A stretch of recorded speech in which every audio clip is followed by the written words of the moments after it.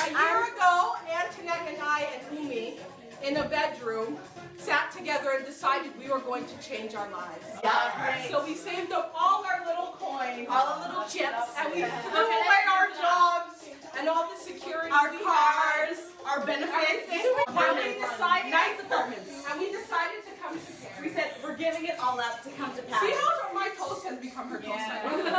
We do everything. Toast is killer. That's what my cup is. I started out the way you're supposed to. I got a corporate job. I studied healthcare administration, so I went and I got a job in healthcare administration. And I did it for maybe 3 or 4 years before I thought I was going to kill myself. It's terrible. I was really unhappy. Okay, kill myself is an exaggeration. It was a good job. I wasn't happy there. It wasn't me, and I knew I had to make a change to find that happiness. And I knew where that happiness was, but there was this bridge of fear in front of it that I had to cross. So when my contract was up for renewal, I quit. Most people that knew me very well were like, yeah, go do hair, that's what you're supposed to be doing. And then other people were like, really what? I got a lot of, well, if this doesn't work out for you, you'll always have something to fall back on.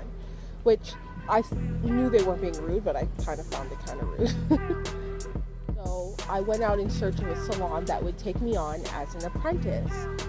And I happened upon a place that gave me a start and an opportunity that I might not have gotten in another environment. And it felt bittersweet because there was so much that I learned there and there was so much freedom to learn there, but I took so many hits.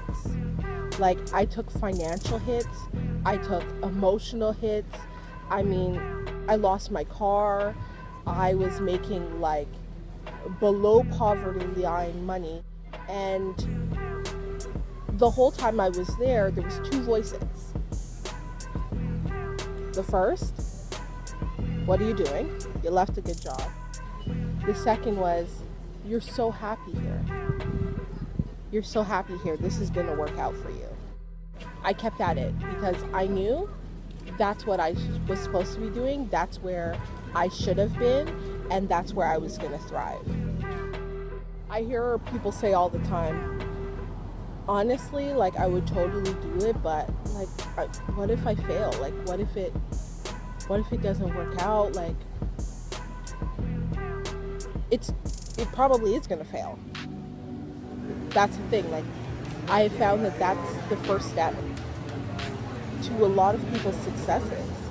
You are probably going to suck the first time you do it because you don't know how to do it. And that's okay. Like, you're not going to know everything. You have to mess up to find out where your strengths, where your weaknesses are, and then you have to improve on them. Failing is the first step that nobody really wants to talk about. Before I really hit my stride,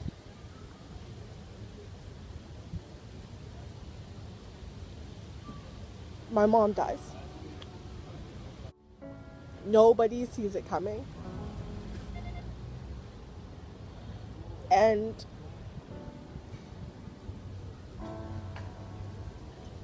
there's like no words for the anguish you feel when you're like hit sideways like that.